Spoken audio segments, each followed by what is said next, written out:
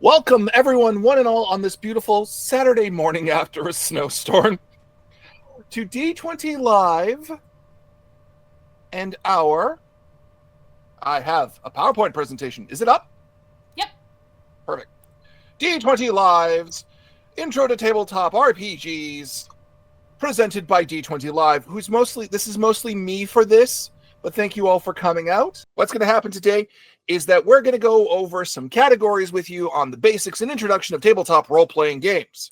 Starting off with, we'll be talking about the whys and hows of TTRPGs, mostly the basics of concepts of what you're going to be going through when you get down this road, as well as a little bit of history, followed up by How Do I Be Good at TTRPGs, written by me because I am bad at writing. And next up, we will have safety tools, followed up by a quick FAQ section, and then a point where you can all ask me questions, and I will do my best to answer them. Please have a lot of questions. This is going to go either really fast or really slow. So first up, what is a tabletop role-playing game? Let me get to my notes. A tabletop role-playing game. As tabletop role-playing games become bigger, more and more designers are experimenting with the limits of the term TTRPG, which is the short form for tabletop role-playing game.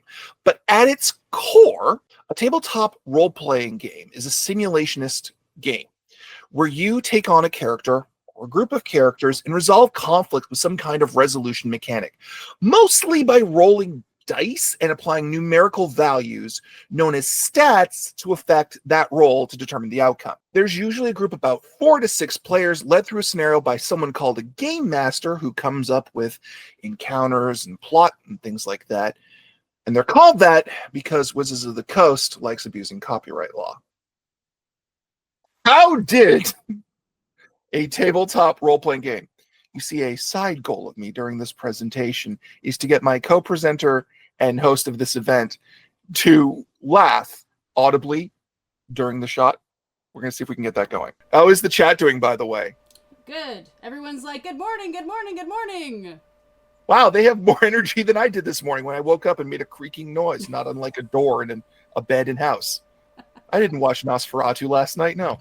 Anyway, how did a tabletop role-playing game?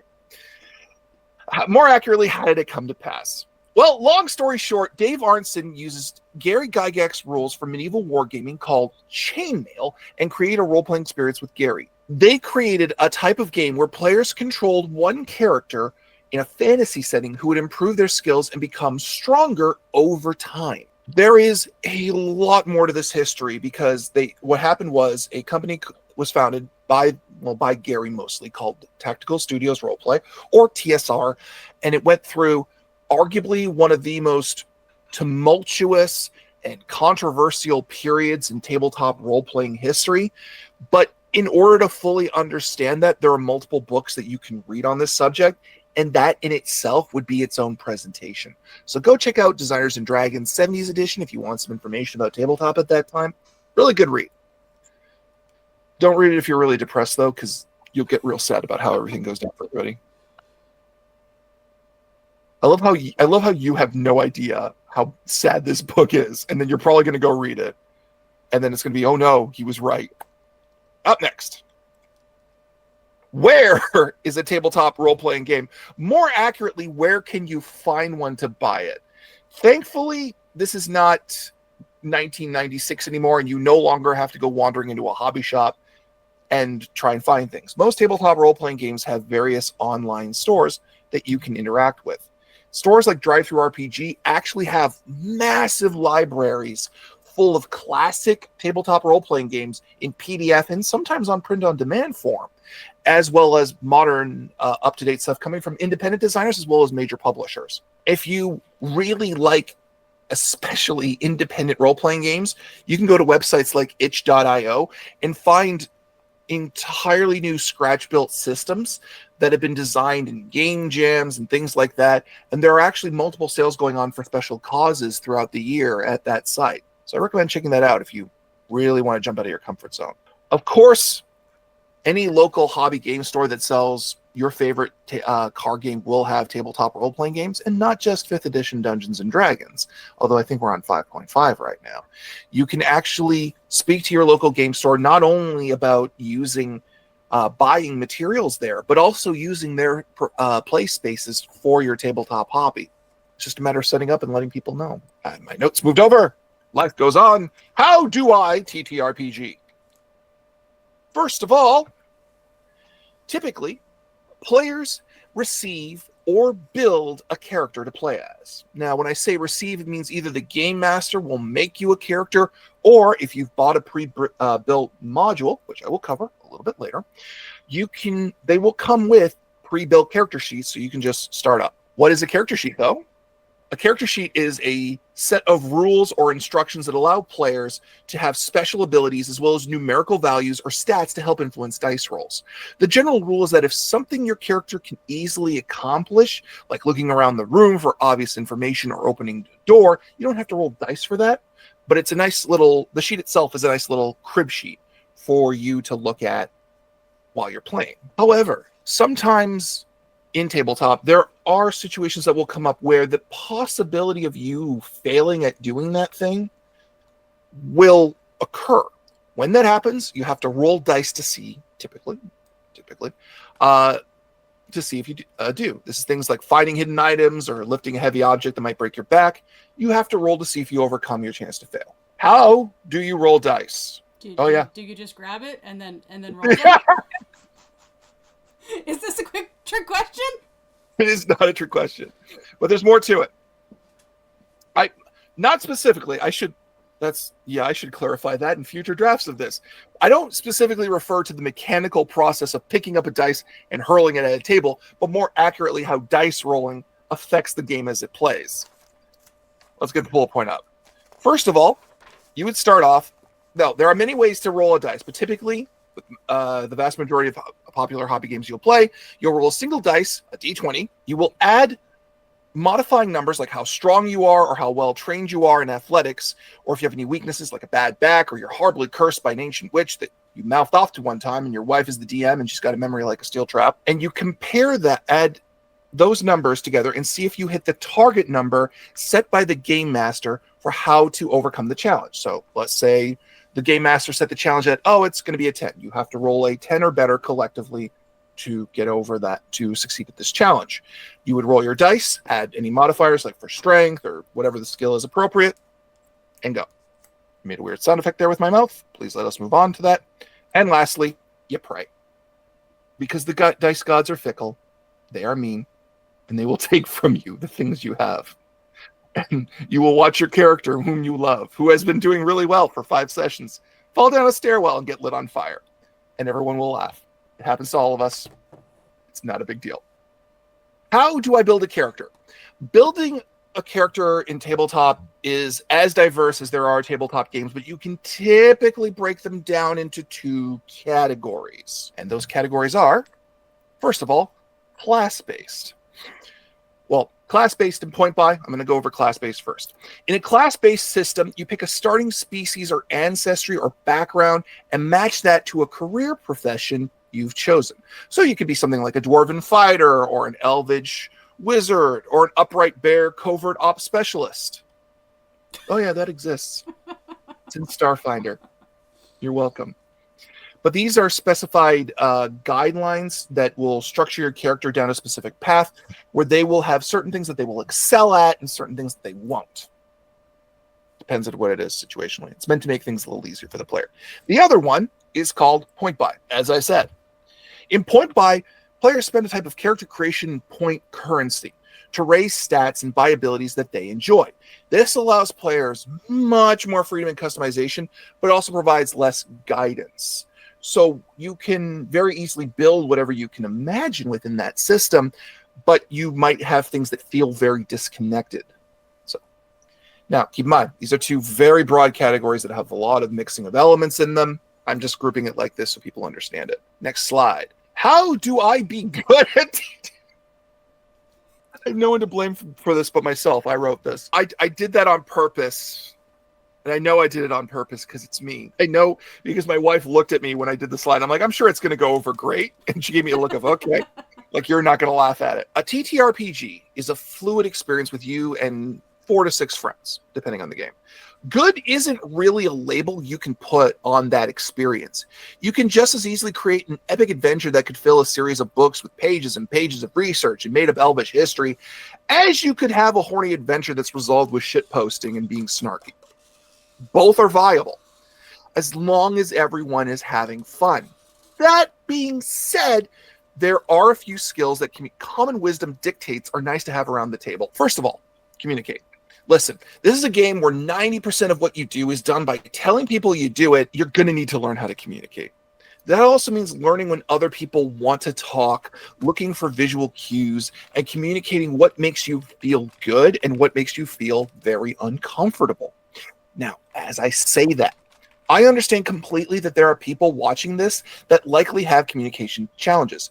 Despite my very brash and genius exterior, I also have. It's like 2 people. One person wrote this and another person is presenting it, and the person that wrote it did it specifically to screw over the person presenting it, but they're both me. The point isn't to force you to communicate a certain way, but to say that you should communicate in the way that you physically are able, in a way that you feel comfortable to do so. The thing I'm trying to prevent is a player getting stuck in a campaign 2 weeks, a month, 6 months in, and lacking the tools needed to communicate a problem or challenge to the game master or players. Legitimately, though, this could be its own presentation, but I got to move on. There will be a safety tools section coming up, though, that will help with this process. Second guideline, read the rules. Yeah, this one seems kind of obvious, but here's the funky thing about TTRPGs. Sometimes you can just read the core mechanic of how to do things and stop and run a whole game on that. Sometimes you can have a rough week and forget the ins and outs of your character on a nuanced level. And sometimes you have a system that has some weird little mechanic that completely changes your game, and you've been playing the system for 6 months, and how do we not see that rule about limits for how long horses can ride for? This changes literally everything. Not all rule systems are perfect, and you do not have to perfectly stick to the letter of the rules, as long as everyone at the table agrees. And the thing you'll learn most is that there's a big difference between how the rule reads and how it works in play.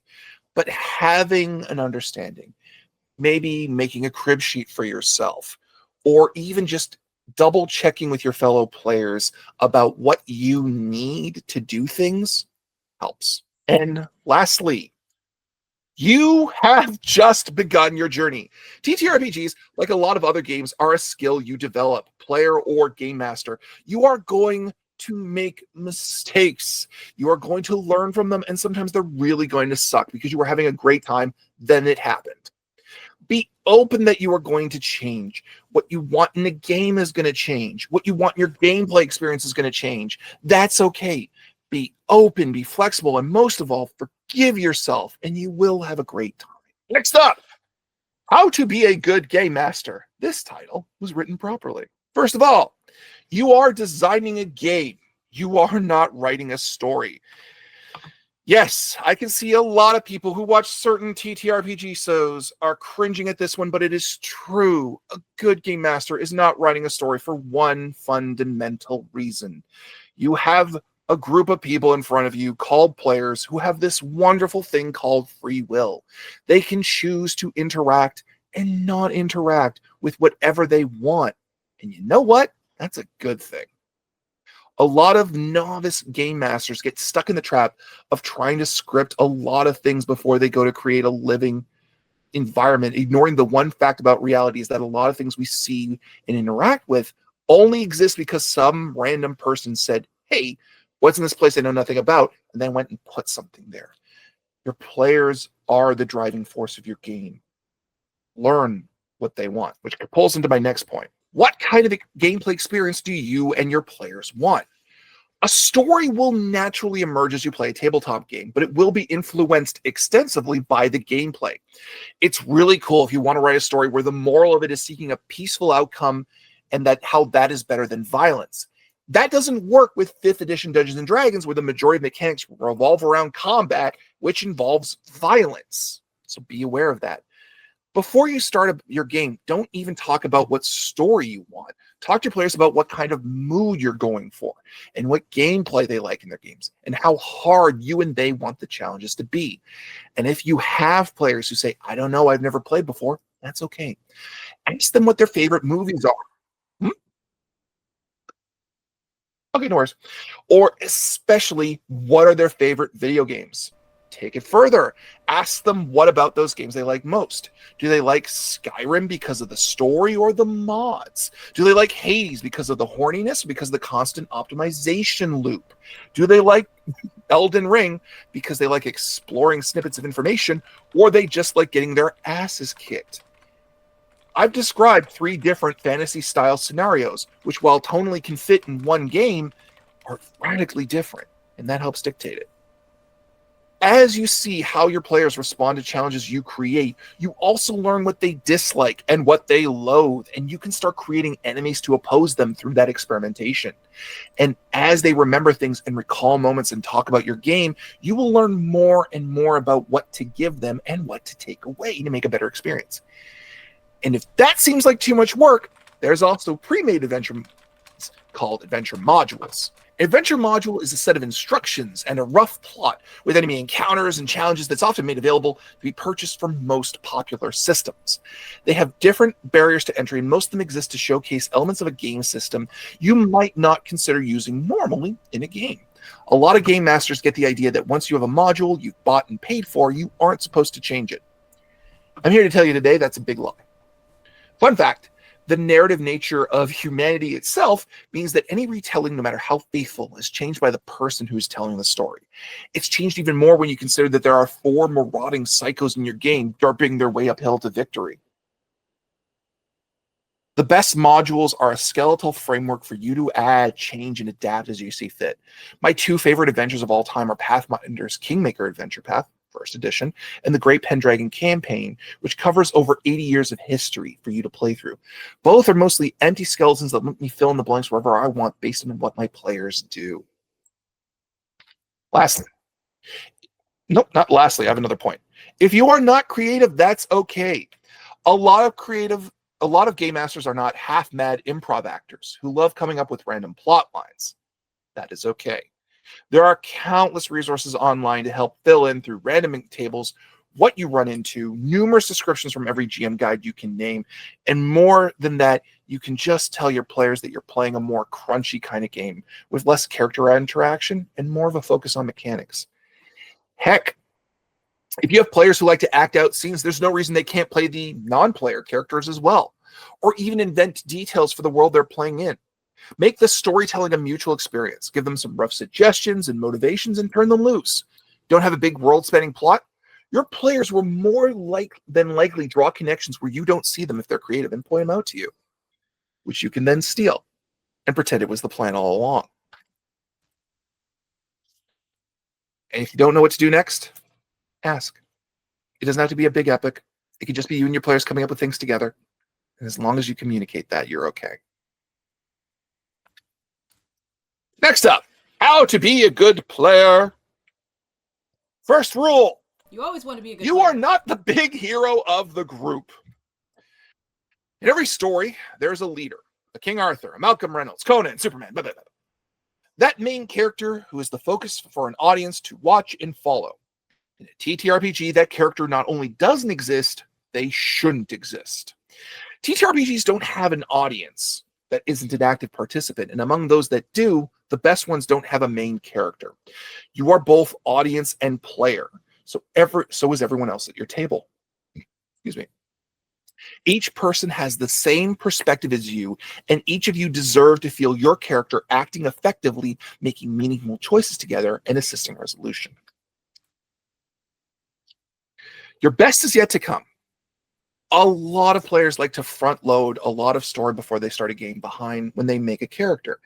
This can cause a lot of trouble if your game master isn't quite ready or able to handle that much story. Additionally, if your character has done all these great achievements before, like I was a lead gladiator in an arena, or I was fighting in the gates of hell, then why do they need to work with a team? Instead, make the reason they are working together is because they need help of others. You're a muscle-bound fighter? There's a magic curse on your family. You're a wizard with arcane secrets? That book you need to complete your training is in some awful baron's house surrounded by traps. These are just reductive examples. The point is you need these people to help you achieve a goal. That goal can be as tragic and as injured family, or as simple as adventuring looks like a really good way to make money and I want to retire rich. I have literally made a character called Jed, who was a level 1 fighter ex-gladiator, whose shocking realization was he could grow his own food and live free on a farm that he owned. He was then dedicated to traveling the world to learn farming techniques while earning money as an adventurer. No, my GM did not appreciate it. The point is, remember that no matter how much your character might have accomplished prior to now, the part where you control that character now has to be the biggest and best part of their story. Otherwise, why else would you be playing that part? The spark of life. There is a moment where characters go from being a good idea to an amazing living thing. Some people call it the spark, others describe it as a line you have to cross or what have you. At some point when building a character, someone whose skin you'll be in for 4 to 2 hours a week, you only need to ask one question. What is the most important part of this character to me? Usually it's an emotion. The farmer guy, the one I mentioned earlier, sure, that sentence sounds good, but what drives him is a sense of wonder, discovery, and delight and curiosity. It means he's not afraid to explore, to adapt, to learn new things, and an appreciation of the strange. That's the core. That's the emotion. If you can find that for your own character, suddenly you can see their interaction through that lens. It takes time. Be patient. You'll find it. And yes, it is okay to copy a character from your favorite movie, show, video game. If your fellow players call you out for it or say you're doing it wrong, they're being a jerk. There's no such thing as an original character. All right? It's all derived from something else. And you're perfectly okay to come up with something that's close to something that resonated within you. It means you're going to have an easier time playing it. Pay attention. I know that many people out there have different challenges with comprehension and sensory stimulation, so if you're one of those people, do your best to inform your group that you have these needs and help them so you can be a part of the experience. For the rest of you, Sorry, I had a visitor. Okay. Were they a tall visitor or were they a micro visitor? They were a bigger than me visitor. My mom and dad Very come to take the kids for the day. So okay. For the rest of you, this is a shared group activity. You have to pay attention to what is going on. I know that it can be rough at the end of a long shift at work, but as long as you communicate that you are tired or that your focus is divided, you can still enjoy the experience. But listen to what is happening. It's rough if someone says something that has to be repeated multiple times. And of course, read the rules. No, you don't need to master them or memorize them, but do try to learn how the system works. If you don't know or can't make heads or tails of something, tell the group that. But you should learn the mechanics of how your character works and how to be effective in your time to act so that you aren't taking up too much of it. All right. Up next, we have safety tools. Most specifically, what are safety tools?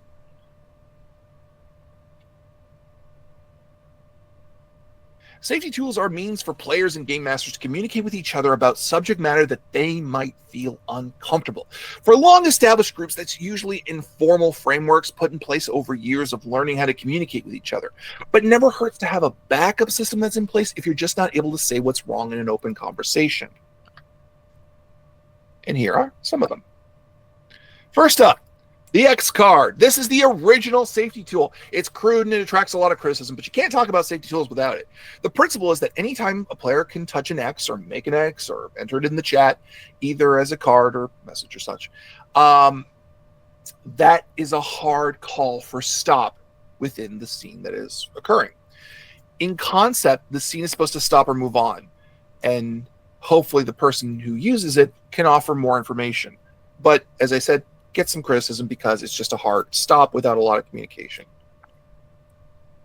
Lines and veils. This is something for before the game even starts, when you're first discussing your plot or your concept with your fellow players. The players and GM discuss what subject matter is absolutely not to be allowed within a game or a line, and what is allowed to be present in the world, but not something to be directly interacted with or addressed for more than a few seconds before moving on. Veil. Contrary to that, we have stars and wishes. While not technically a safety tool, it is a means by which players can communicate what they like and want from a game. A star is what it is given from players or game master to anyone or anything they love about the game and want so hard to be in there, either thematically or just as a moment. A wish is a request for things that a player or game master would like to see in the game, from specific characters, mechanics, or any kind of element they want more of, but it doesn't have to necessarily hit. And of course, there is the golden rule of table safety that very few people talk about. None of these things work if you don't actively listen to what someone's telling you. And it is a bit of common sense here. If you have a player that just went on an awful date, when they got harassed, maybe it's not a good idea to have a succubus or incubus villain that day. Or maybe it is and they want some sweet vengeance. You can use safety tools and methods all day long, but if you aren't actively using what they're teaching you, then what's the point? And now, it's time for my frequently asked questions that I get, and I put it in here. First of all, what system do I play? The one that looks cool. I'm not kidding. The more interested you are in a system, the more passion you'll have for it. The easier it is to learn, and the easier it is to get other people interested. Is it up? And that's it. Honestly. What if I feel my character would do something that would deliberately piss off my fellow players? I hit the wrong window. Spacebar on the wrong window, and it sent me right back to the top of my presentation. It looks good for us. So I know it does. Don't do it. That's the thing. My notes went all the way back to the top. All right. If you want your player... Nope, not that one. There's a difference between playing an aloof character who's a bit antisocial and playing an asshole who actively goes against the goals of the group, the goals that the rest of the group is trying to achieve. No matter what your character is, you are still a person working with your fellow players to achieve the goal. Communicate out of the game. Work together. And remember, what's more interesting? Your dark and brooding character wandering off from the group for the 11th time, or deciding to be a part of the family? What tells more about your character? That they want to be there. When is it okay to railroad? Don't. Okay, what if you don't know what the term railroad means? I'm about to explain that. Oh, never mind. Sometimes when you're a game master, you'll spend hours developing a plot only to have the players go in a completely different direction. At a time, you might be tempted to use, perhaps abuse your game mastering abilities to force them to take the path you want. That is called railroading. Don't do that. If you want your players to go into a specific direction, talk to them out of game. Tell them that you've prepped a lot and trust that they'll respect you. Then, if you want to be great at this, ask what parts they like and get their feedback about what parts they choose to pursue. Then use those things that they like to build future content.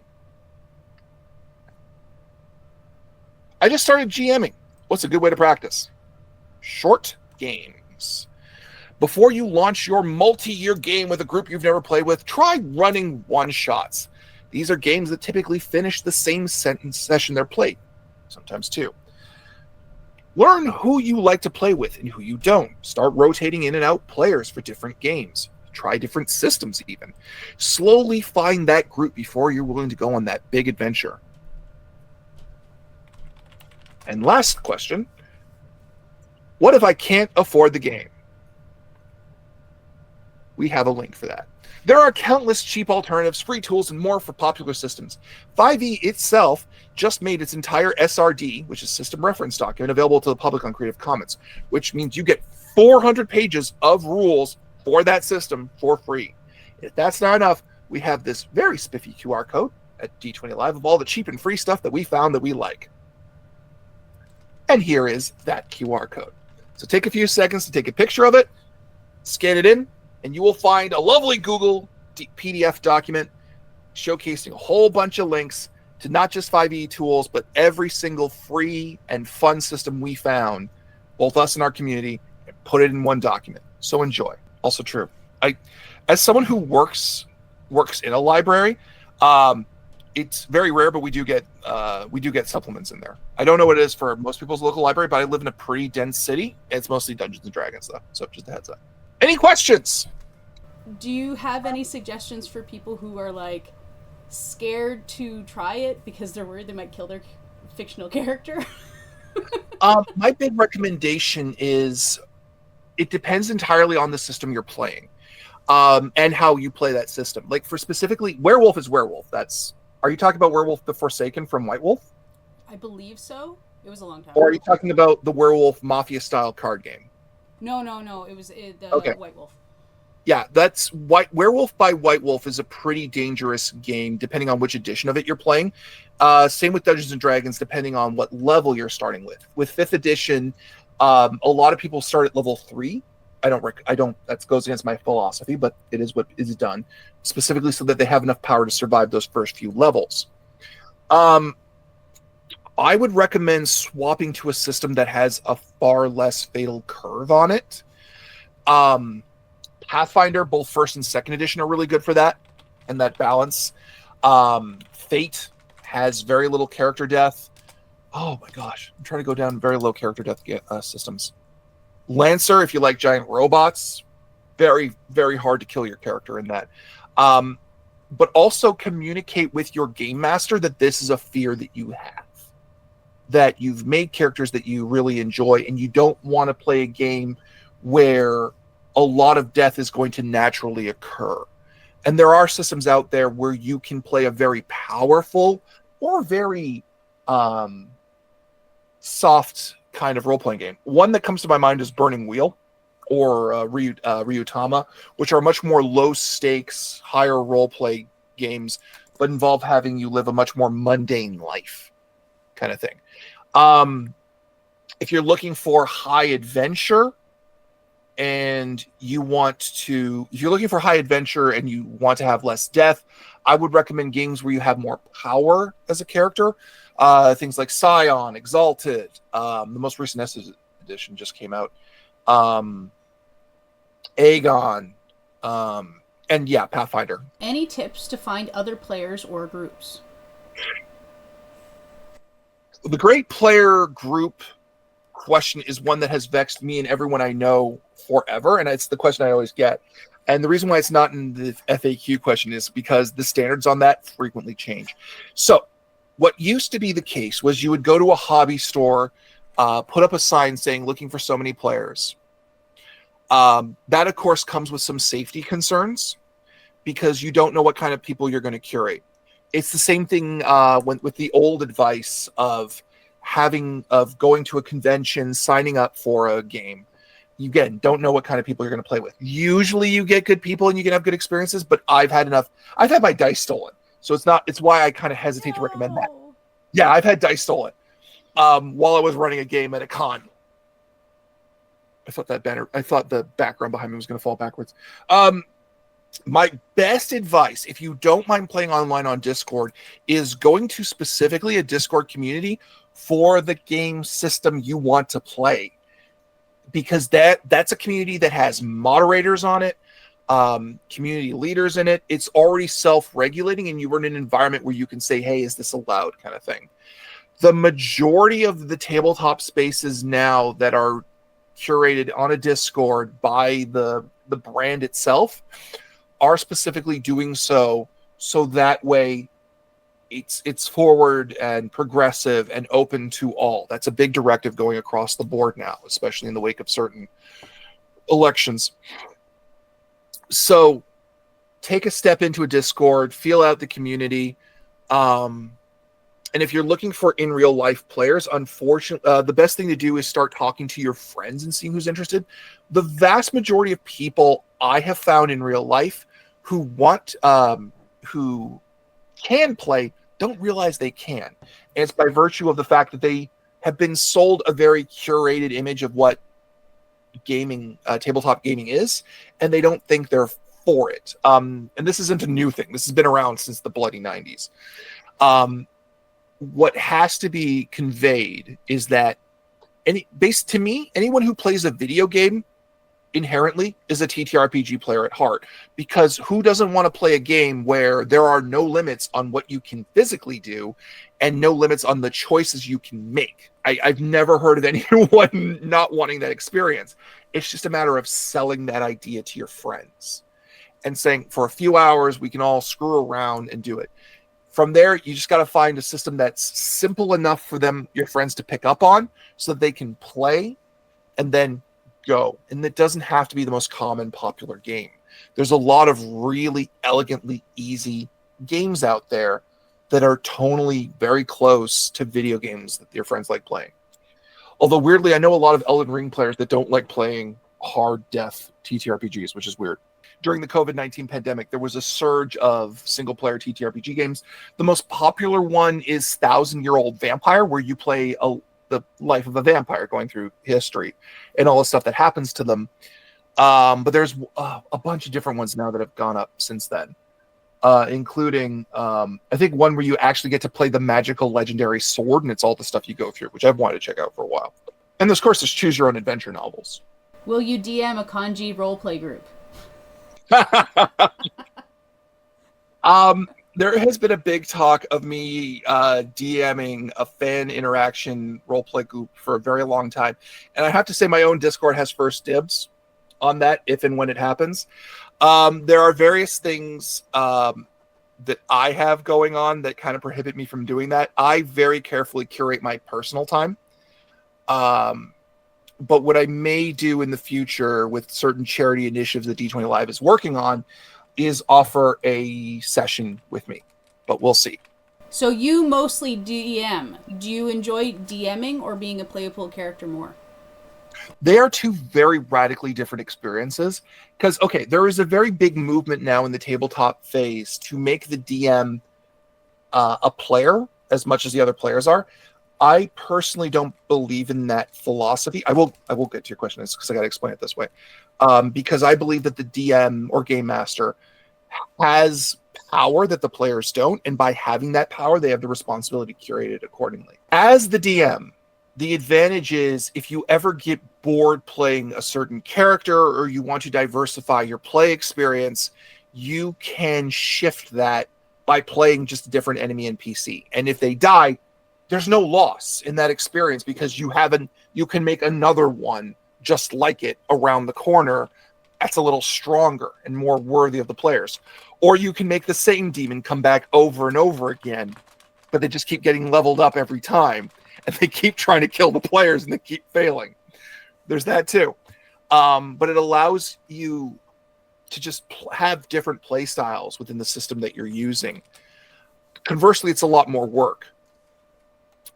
As a player, when I go from being a game master to a player, my vision kind of hyper focuses down to a very small point, and I very typically play one kind of character. It's a known meme now that when game masters become players, they make the most cartoonishly stupid shit they can get away with because they have to, and it is very true.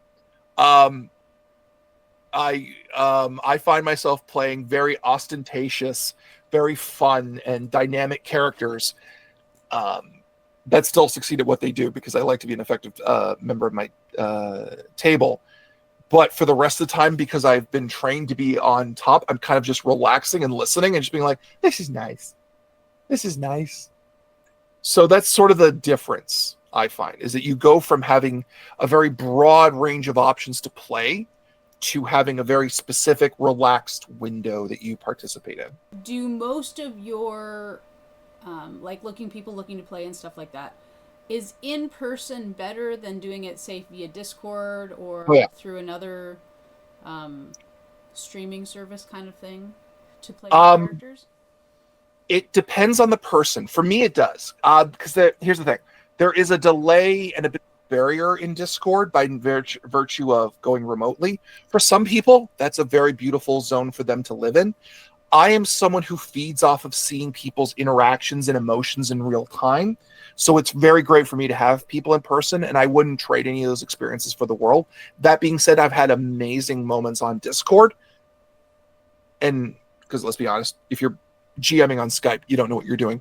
That's just my opinion. It's true. It's like, we could have files. No, sorry, I'm getting on a rant.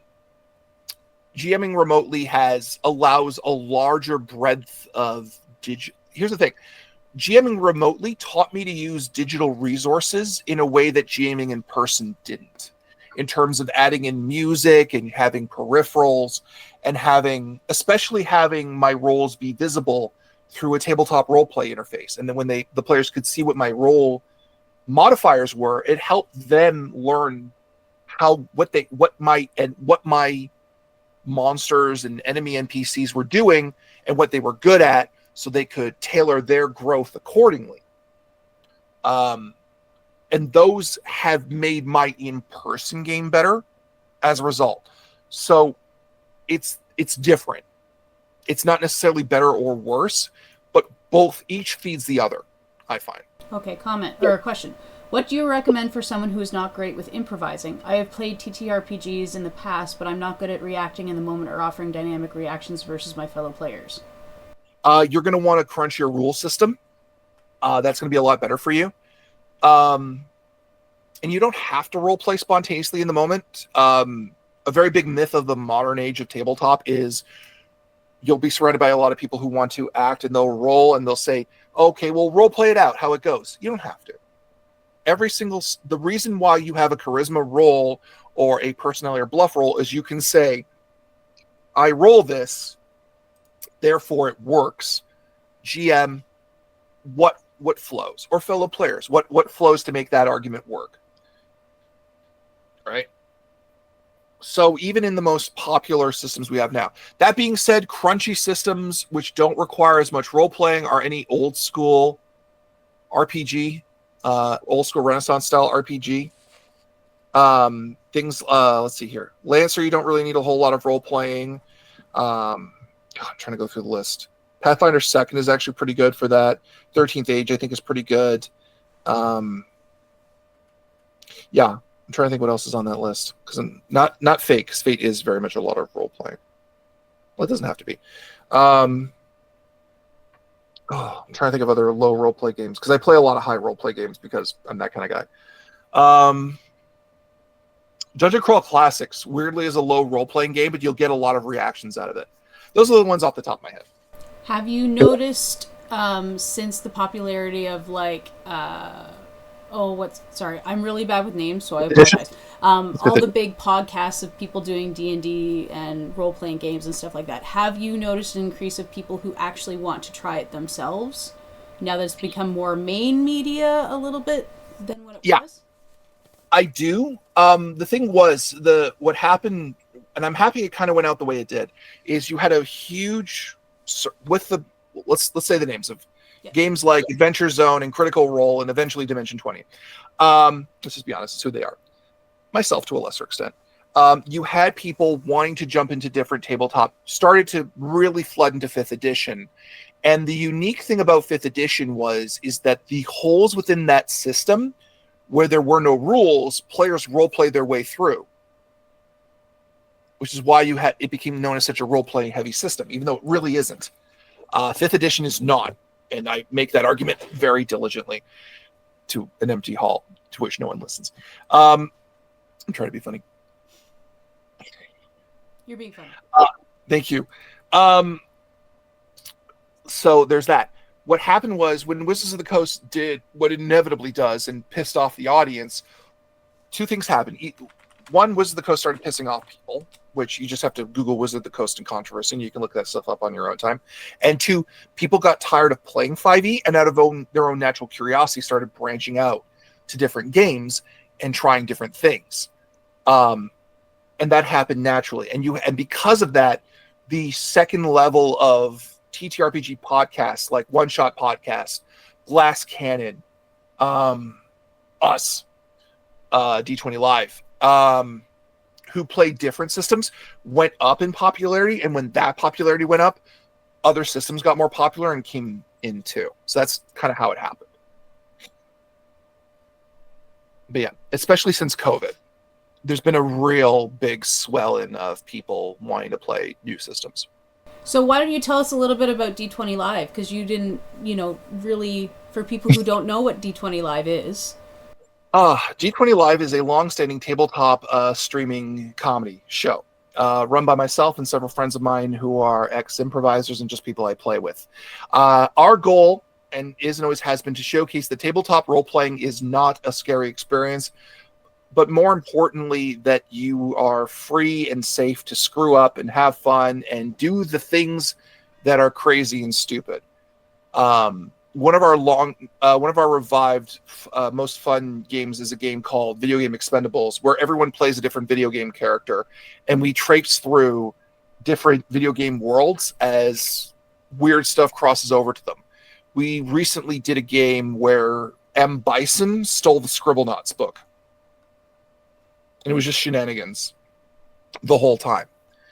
Our whole design aesthetic is to make something that's funny, and have a story that kind of integrates and crosses over all the different points from game to game to game as we go on.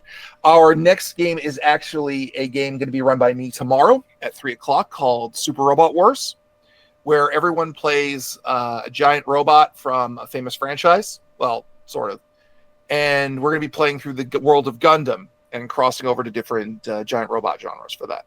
But yeah, our big focus is doing comedy tabletop stuff for people's entertainment. See, your presentation was too good. No one has any questions. I'm being told that I'm not talking loud enough. That's not usually the case. I'm saying that his presentation was so good that there are no questions. Okay. Mechagodzilla. Now that's a giant robot. Yes, it is. I'm not at the Godzilla phase yet of that yet. There will be. We'll get there when I get there. I like to build up to stuff. There will be a very famous, if you come to that show tomorrow, it is at 3 p.m. Eastern, not to cut you away from kanji, but there will be a very famous Western monster there, although it's originally Japanese. If you've ever watched Saturday morning cartoons in the 90s, you will recognize the guy showing up. I've been throwing out my voice trying to practice it too. I know, comment. I know of the system I recommended, Everyday Heroes. It has a licensed module from movies including Kong Skull Island, Universal Soldier, and Escape from New York. The flexibility of a tabletop. Yeah, I know about Everyday Heroes. We haven't completely dipped down that road yet. Because we kind of, it depends on who wants to run the game within that system. But I think Everyday Heroes has the Crow and Highlander in it. And none of us like the Crow one. Mostly because they made something called the Moth as a new type of crow thing. And it's just someone with a bunch of pink bedazzling on their face. Also, I am laughing at who you're going to play. That's amazing. Yeah, that's it. Did anyone else catch it? I had to pop it open on the screen real quick and then pop it back. Yeah. We're at the last 6 minutes. Mm-hmm. If no one has any other questions, I think we can switch over to the next panel. All right. Well, thank you so much, Mike. You're welcome.